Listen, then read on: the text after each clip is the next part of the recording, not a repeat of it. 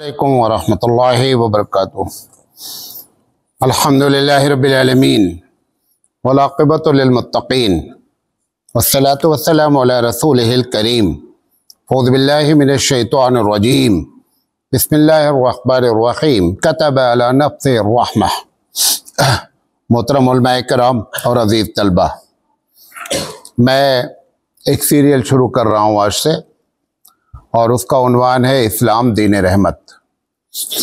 ये आज तमहीदी बात है, इसका पार्ट नंबर 1 है। सबसे पहली बात तो यह है कि ये उन्वान ذहन में क्यों आया और क्यों रखा गया है, एक एक बात आपको बताते हैं।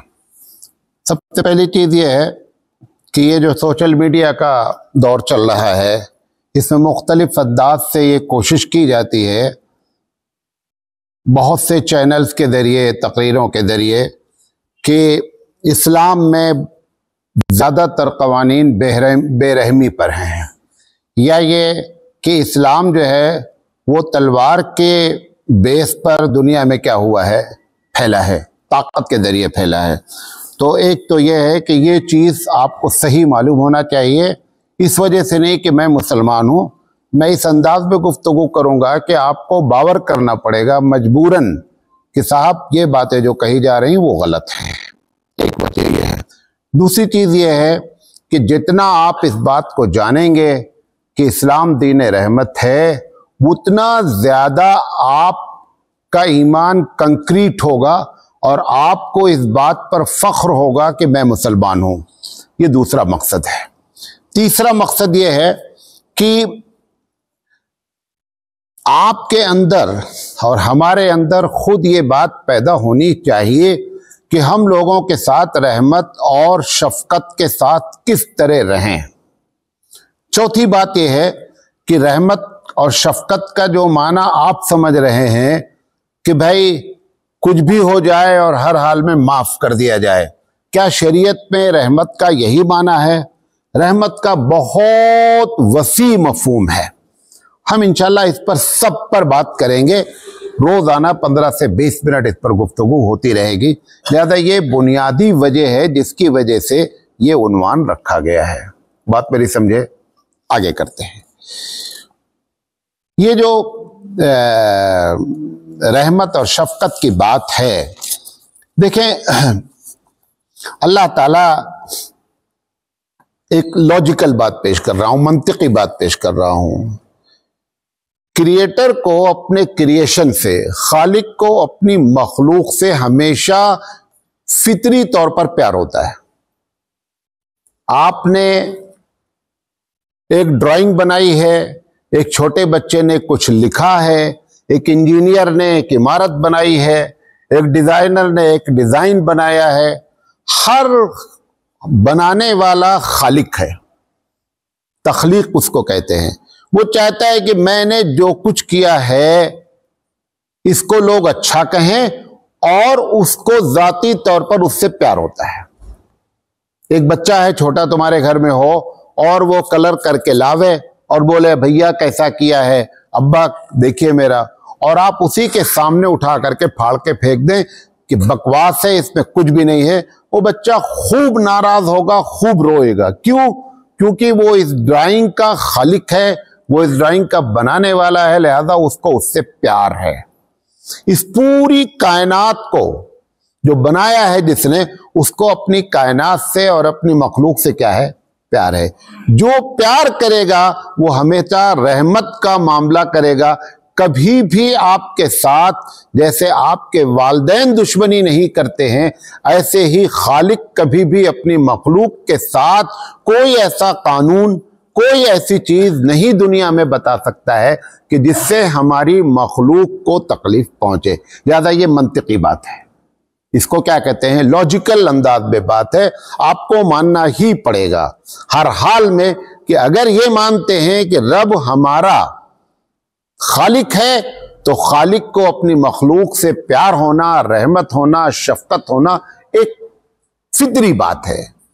एक बात तो यह है। दूसरी बात यह है कि अब उस रहमत का मतलब क्या है। एक उस्ताद से तालिब इल्म ये समझता है मैं कुछ भी करूं, ہر حال میں استاد نہ مجھے ڈانٹے، نہ مجھے مارے، نہ برا بھلا کہے.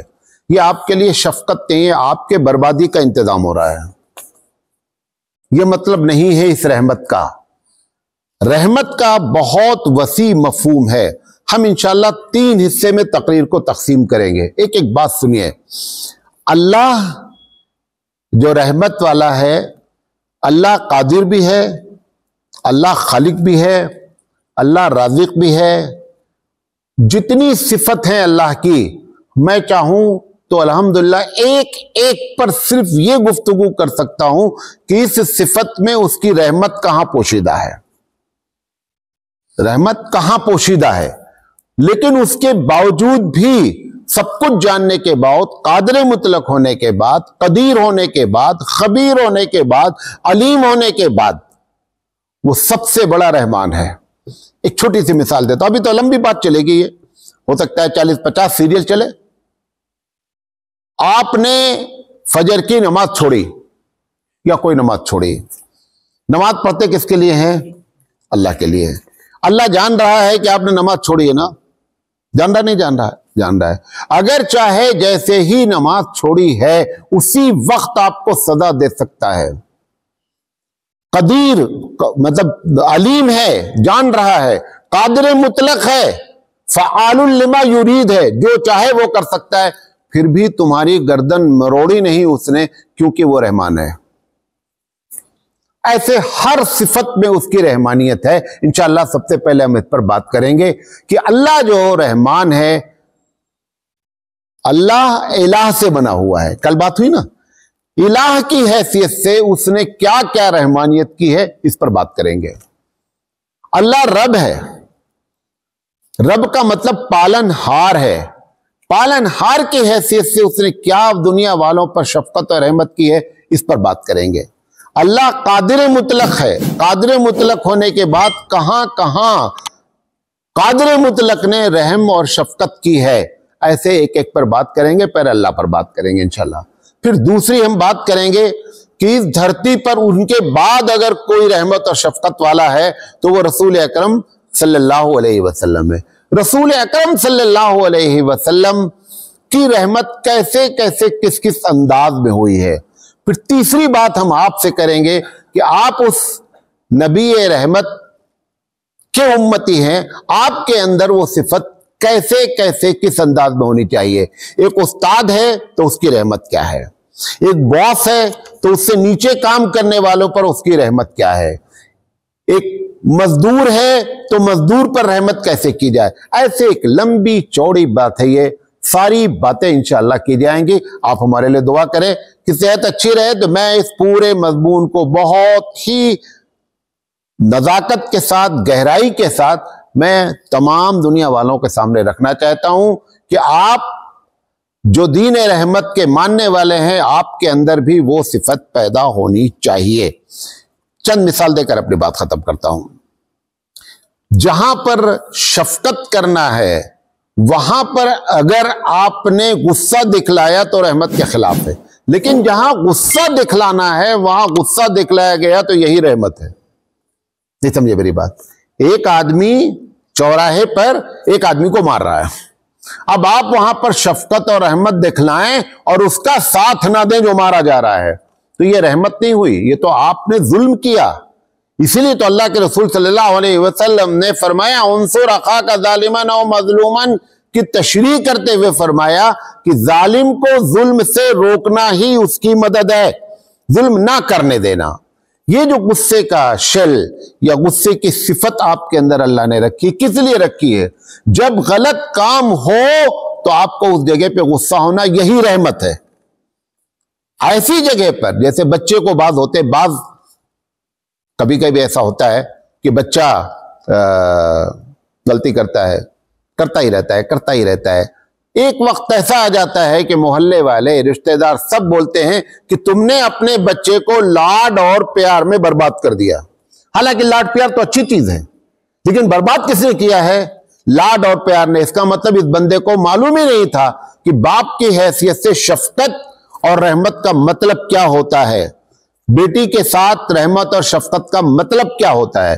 اس نے ہر چیز کو اگنور کیا، نظر انداز، نتیجہ یہ نکلا کہ وہ لاڈ اور پیار میں برباد ہو گیا۔ اب سب لوگ بولتے ہیں تمہارے لاڈ اور پیار سے برباد ہوا ہے۔ اللہ تعالیٰ ایسا نہیں کرتا ہے، اس کا نام رحمت قطعی نہیں ہے۔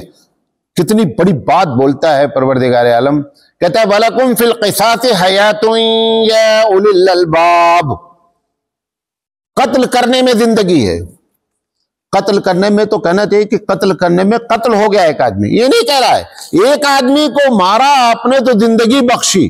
یہ عجیب و غریب فارمولہ ہے۔ مطلب کیا ہے کہ اگر ایک قاتل ہے، اگر اس کو سزا نہیں دی گئی تو نتیجہ یہ نکلے گا کہ ہزاروں قاتلین جو ارادہ کیے ہیں ان کی ہمت بڑھے گی اور ہزاروں دنیا میں کیا ہو جائیں گے؟ قتل ہوں گے۔ یہ سزا دلا کر کے اللہ تعالیٰ کیا کہہ رہا ہے کہ تم نے جو ان کو سزا کے طور پر ان کی جان لے لی ہے، یہ جان لینا ہی رحمت ہے۔ اگر جان نہیں لی جائے گی تو نتیجہ کیا نکلے گا کہ ظلم بڑھے گا۔ لہذا رحمت کا وہ معنی آپ نہیں سمجھیں کہ لاڈ و پیار میں خراب کر دیا جائے، یہ رحمت اور شفقت کا مطلب نہیں ہوتا ہے۔ اسی طریقے سے کتنی بڑی بات ہے یہ بھی کہ آپ انجانے میں غلطی کریں تو اللہ کہتا ہے میں معاف کر دیتا ہوں، یہ اس کی رحمت ہے۔ فطری طور پر غلطی ہو جائے، حبیب مصطفیٰ نے انجانے کے بارے میں کیا فرمایا؟ رفع عن امتی الخطأ والنسیان، میری امت سے اللہ نے بھول چک کو معاف کر دیا ہے۔ یہ جو معاف کیا گیا ہے یہ اللہ کی رحمت ہے، ورنہ بولتا جو بھی غلطی ہوگی ہر حال میں ہم پکڑیں گے، تب کہا جاتا کہ ظلم ہو رہا ہے۔ لیکن کہہ رہا ہے کہ انجانے میں ہوا ہے لہذا معاف ہے۔